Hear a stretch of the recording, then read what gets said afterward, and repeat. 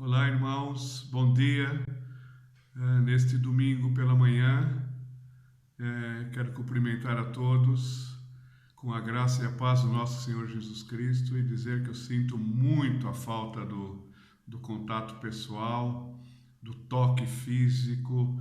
Eu gosto muito de abraços e de beijinhos, então sintam-se abraçados e beijados.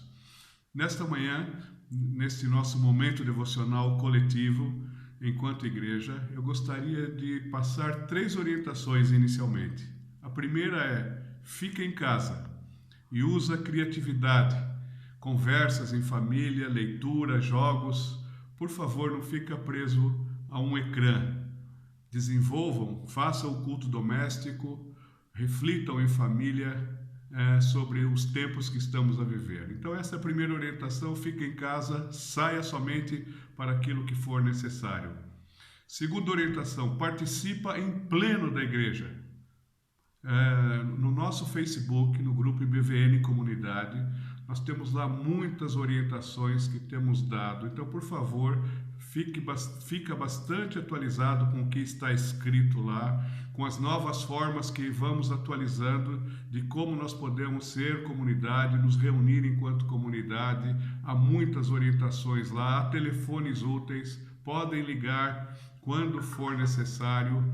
Não esqueçam de contribuir também. Então, segunda orientação: participa em pleno da igreja. Terceira orientação: pratica o bem. Isto é para nós nos sairmos de nós próprios, combatermos o egoísmo desta época e pararmos de olhar somente para o nosso próprio umbigo, que é típico dos momentos de crise. Então, vamos olhar ao próximo, que se calhar precisa mais do que nós. Vamos pelo menos fazer um telefonema por dia para alguém. Vamos orar por alguma pessoa, pela situação, pelas autoridades. Há tantos motivos de oração. E se tivermos a oportunidade de fazer alguma ação prática para ajudar alguém que está em necessidade, vamos fazê-lo também. Não retenham as coisas pelo medo. Lembrem-se de que o amor lança fora o medo, e ser generoso nesta situação também. Então, terceira orientação: pratica o bem. Então, três orientações muito práticas para todos nós: fica em casa, participa em pleno da igreja e pratica o bem. Agora eu gostaria de passar três áreas de aprendizagem para nós orarmos juntos daqui a pouco. A primeira é ter contentamento. Lá em Filipenses 4:12, Paulo escreve que ele aprendeu o segredo de estar contente em toda e qualquer situação, fosse uma situação favorável ou uma situação desfavorável, na fartura e na escassez, e assim por diante. Sabe por quê? Porque Deus basta. Este é o segredo. Ele é suficiente. E sendo suficiente para nós, o Espírito Santo sobrenaturalmente vai produzir satisfação e contentamento no nosso coração, e nós podemos aquietar, respeitar e honrar os limites que têm sido estabelecidos. E lembrem-se que a vontade de Deus se realiza dentro destes limites. Ter contentamento, primeiro motivo de crescimento e de oração. Segundo, ter esperança. Lá em Romanos 4:18, lemos que Abraão creu mesmo contra a esperança. Apesar de ele ter a promessa de ser pai, ele e Sara já estavam muito velhos. Era pouco provável que eles tivessem um filho. Mas ele esperou no Senhor e tornou-se o pai de muitas nações, conforme o texto. Hoje, sem dúvida, podemos não ver um fim, uma luz no fim do túnel. Os negócios, a economia, está tudo a prometer problemas e dificuldades. Mas vamos esperar em Deus e renovar a nossa confiança nele, pois todas as coisas contribuem para o nosso bem. E o nosso bem qual é? Segundo o texto de Romanos, é nos tornarmos mais parecidos com Jesus Cristo. Então vamos ter esperança, esperar no Senhor. E por fim, vamos ter comunhão com Cristo. Lá em Lucas 24, nós vemos Jesus a caminhar lado a lado com os discípulos que estavam frustrados com os acontecimentos e nem perceberam a presença de Jesus naquela estrada de Emaús. Finalmente convidaram-no para entrar em sua casa, e quando ele se senta à mesa com eles e parte o pão, é aí que eles reconhecem o Senhor. Vamos reconhecer o Senhor ao nosso lado nesta situação, e é tempo de convidá-lo a partir o pão nas nossas casas, a ouvi-lo, ouvir a sua palavra, a ter intimidade com ele e fazer uma revisão da nossa vida nestes tempos. Este é o tempo de Deus para isto mesmo. Não vamos desperdiçar esta oportunidade de aprofundarmos o relacionamento com o Senhor e termos uma profunda comunhão com Jesus. Então, áreas de aprendizagem, de crescimento, e vamos orar agora, é ter contentamento, ter esperança e ter comunhão com Cristo. Vamos orar juntamente comigo. Senhor, nesta manhã de domingo, nós pedimos que o Seu Espírito possa visitar a cada um de nós e encher o nosso coração de paz, tranquilidade e nos ensine, Senhor, a ter contentamento em Ti, a termos esperança e confiança plena no Senhor e a desenvolver, a aprofundar o nosso relacionamento, a nossa comunhão com Jesus Cristo, o nosso Senhor e Salvador, no nome de quem oramos agradecidos. Abençoe os meus irmãos e sê conosco, em nome de Jesus. Amém. Amém. Agora nós vamos ouvir uma música e em seguida vamos prestar atenção na mensagem que o pastor Pedro vai nos entregar nesta manhã. Deus abençoe. Um grande abraço. Olá, bom dia, irmãos. Queremos dizer que é um privilégio para nós podermos estar a fazer o louvor através de casa. Para todos os irmãos que estão em casa, nós esperamos que esteja tudo bem convosco.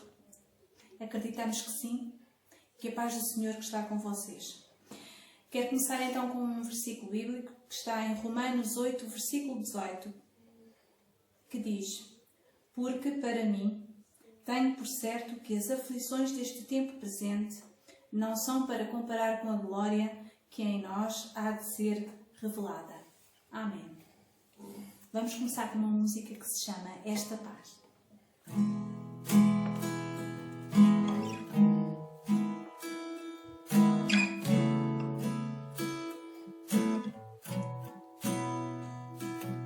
Esta paz que eu sinto em minha alma não é porque tudo me vai bem. Esta paz que eu sinto em minha alma é porque eu amo meu Senhor. Não olhe as circunstâncias, não, não, não. Olhe o seu amor, seu grande amor, não me deu vista. Alegre estou. Não olhe as circunstâncias, não, não, não. Olhe o seu amor, seu grande amor, não me deu vista. Alegre estou.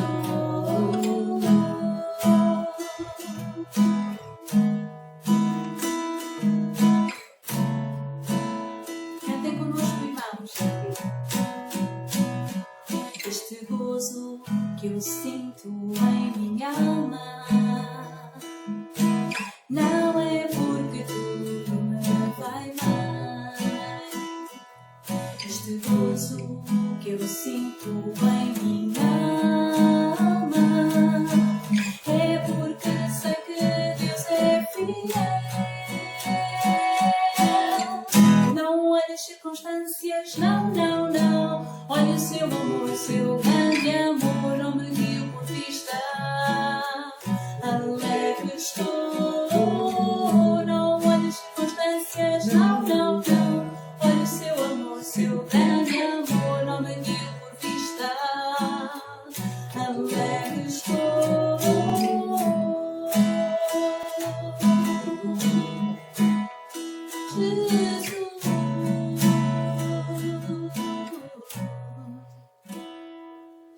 Ainda que a terra não floresça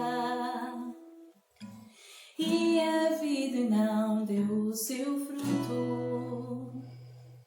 Ainda que os montes se lancem ao mar e toda a terra trema, eu hei de confiar. Não olhe as circunstâncias, não, não, não. Olhe o seu amor, o seu grande amor, não me dio por vista. Aleluia! Irmãos, todos juntos. Não, não, não. Olhe o seu amor, o seu grande amor, não me dio por vista. Alegre estou. Amém, irmãos. Que esta música possa ter abençoado o vosso coração e um grande beijo para todos vocês. Bom dia. Hoje gostaria de compartilhar mais uma mensagem de esperança e, neste sentido, gostaria de compartilhar então uma história convosco. Este relato passa-se durante uma comemoração judaica e em Jerusalém, a cidade onde esta festividade estava a ser realizada, existia um tanque, uma piscina, que tinha uma certa fama associada. Dizia-se que de tempos em tempos um anjo de Deus descia àquelas águas e as agitava. O primeiro que entrasse na água, após esta água ser agitada pelo anjo, era curado de qualquer doença. Os rumores, a superstição, levava a que muitos deslocassem àquele lugar à procura deste milagre. É fácil imaginar esta galeria apinhada de doentes, de coxos, de cegos, de paralíticos. Vamos ter a oportunidade de ler esta história. Esta história encontra-se na Bíblia, no Novo Testamento, para ser mais preciso. Vamos abrir no Evangelho de João. É o 4º livro do Novo Testamento, capítulo 5 número grande, e agora os números mais pequenos, do 1 até ao 9. Vamos então ler. Depois disto, Jesus voltou a Jerusalém, por altura de uma festa dos judeus. Existe em Jerusalém, próximo da Porta das Ovelhas, uma piscina que em hebraico se chama Betesda e que tem à volta 5 galerias de colunas. As galerias estavam apinhadas de doentes, cegos, coxos e paralíticos, que esperavam o movimento da água. Dizia-se que de tempos em tempos um anjo de Deus descia à piscina e agitava a água. O primeiro que entrasse na água depois de ser agitada pelo anjo ficava curado de qualquer doença. Entre os doentes encontrava-se um homem que sofria há 38 anos. Jesus, ao vê-lo deitado e ao saber que estava assim doente há muito tempo, perguntou-lhe: "Queres ficar curado?" O doente respondeu-lhe: "Senhor, não tem ninguém que me leve para a piscina quando a água é agitada. Sempre que eu tento fazê-lo, alguém desce primeiro do que eu." "Levanta-te", mandou-lhe Jesus, "pega na tua enxerga e vai para casa." E no mesmo instante o homem ficou curado, pegou na enxerga e começou a andar. A primeira lição que nós aprendemos com este texto bíblico é que Jesus não se afasta do sofrimento humano. Crises como esta que nós estamos a viver trazem imenso sofrimento. Os doentes que se deslocam a hospitais provavelmente não vão ter todos os meios disponíveis para serem tratados convenientemente. Muitos vão ficar afetados quando se deslocarem aos supermercados e verem as prateleiras totalmente despidas, vão ser consumidos pelo desespero dos outros. Profissionais vão ver os seus rendimentos a serem afetados, empresários e empresas provavelmente também irão sofrer as suas perdas. Idosos que em condições normais já vivem em isolamento, agora ainda serão mais permeáveis à solidão. E neste episódio que nós acabamos de ler, também vemos uma enorme quantidade de sofrimento registada num pequeno perímetro. A dor, as limitações físicas, a pobreza, o isolamento social, uma vez que naquela altura os doentes eram completamente banidos da vivência em comunidade, eram alguns dos elementos que traziam àquele lugar um certo desespero. E Jesus desloca-se àquele lugar e depara-se com aquela situação sofrível, deprimente, diria eu. Por causa de uma falsa crença, muitos se arrastavam, se cambaleavam para tentar chegar à água primeiro que os outros. E aqueles que chegavam à água mais rapidamente eram precisamente aqueles que menos precisavam, porque estavam mais aptos, estavam mais fortes, tinham mais saúde do que os restantes. E Jesus inicia uma conversa com um homem que não tinha qualquer hipótese de ser curado segundo aquela falsa crença. Um homem que sofria de paralisia há 38 anos. Enquanto esta falsa crença premiava os mais fortes, os mais aptos, porque conseguiam chegar mais rapidamente que os outros até à água, Jesus coloca-se ao lado dos mais vulneráveis, dos mais desprotegidos. Jesus não se afasta do sofrimento humano, mas a ansiedade, a preocupação, muitas vezes leva-nos a esquecer quem Deus é. Este homem com quem Jesus se encontrou, apesar de sofrer de paralisia há 38 anos, ainda alimentava o sonho de poder vir a ter uma vida normal. E cada vez que a água era agitada, ele tentava se arrastar mais um pouco para entrar dentro da água. Talvez este homem já tivesse pensado em desistir. Mas que outra hipótese haveria para ser curado? Jesus pergunta-lhe: queres ser curado? E este homem responde a Jesus apontando para as suas próprias limitações. Eu não tenho ninguém que me leve assim que a água é agitada. E sempre que eu tento fazê-lo pelas minhas próprias forças, alguém chega primeiro do que eu.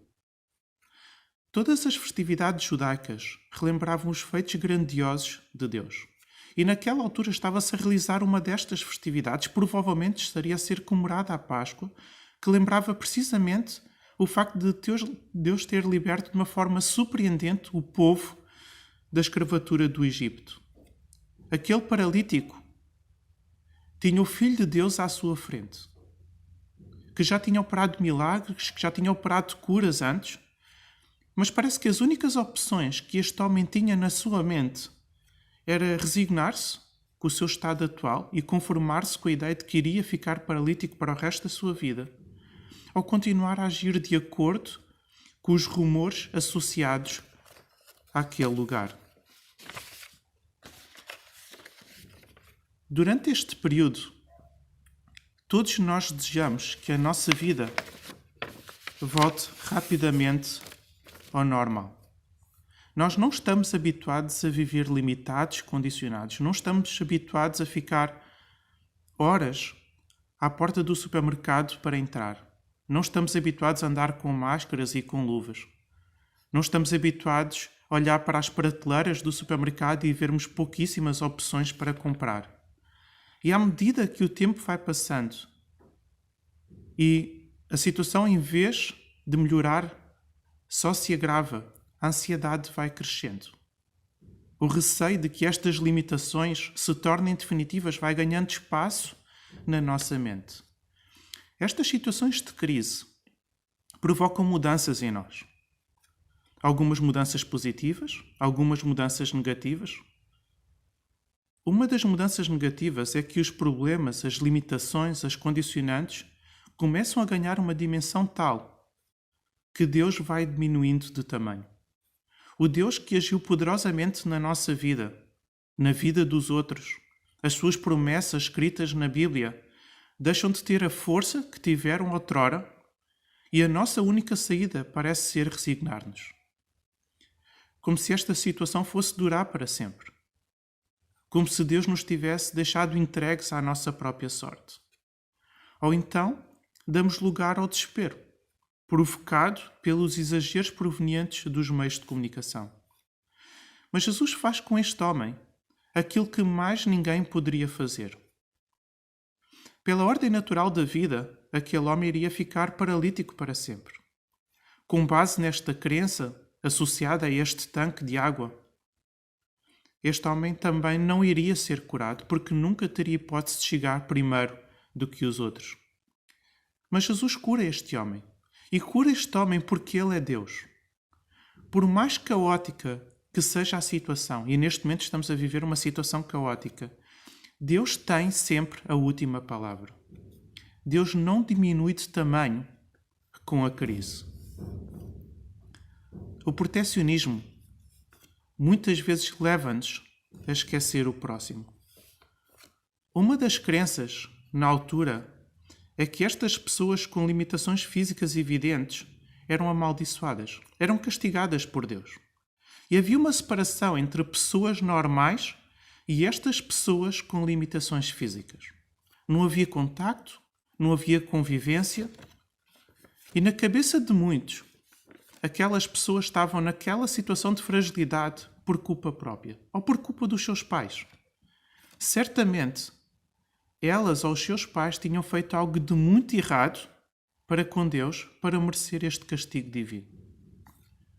Hoje, nós não olhamos para as pessoas infectadas ou que estão sob suspeita como castigadas por Deus, merecedoras de um castigo divino, mas condenamos com o mesmo dedo. Certamente, ele está nesta situação porque não cumpriu as recomendações dadas. É o nosso pensamento imediato. O medo de sermos contaminados num futuro próximo leva-nos a reagir às notícias sobre aqueles que estão a ser infectados com uma tamanha insensibilidade. O medo de sermos infectados leva-nos também a preocupar-nos apenas connosco mesmos. Eu vou proteger-me a mim mesmo e se cada um fizer o mesmo, tudo vai correr bem. Mas esta não pode e não deve ser a visão de um cristão. Hoje em dia, existem meios tecnológicos que nos permitem estar perto dos outros sem termos contacto físico. Podemos telefonar, podemos enviar SMS, podemos marcar uma conversa por videoconferência. Existem múltiplas possibilidades e oportunidades para estar perto daqueles que estão numa situação de maior risco e de maior vulnerabilidade. Nós não podemos alimentar esta visão do mundo que nos leva a meter cada vez mais no nosso casulo, onde o medo ofusca o amor, onde não há espaço para a compaixão para com aqueles que estão numa situação de maior fragilidade, onde apenas os mais fortes, onde apenas os mais aptos, com mais saúde, com mais posses, com maior estabilidade emocional sobrevivem. Jesus deu-nos o exemplo ao compadecer-se daquele que menos hipótese teria de chegar àquelas águas. Deus não se afasta do sofrimento. Deus não diminui de tamanho com a crise. E a nossa responsabilidade como cristãos de cuidar do próximo também não. Um bom dia para todos.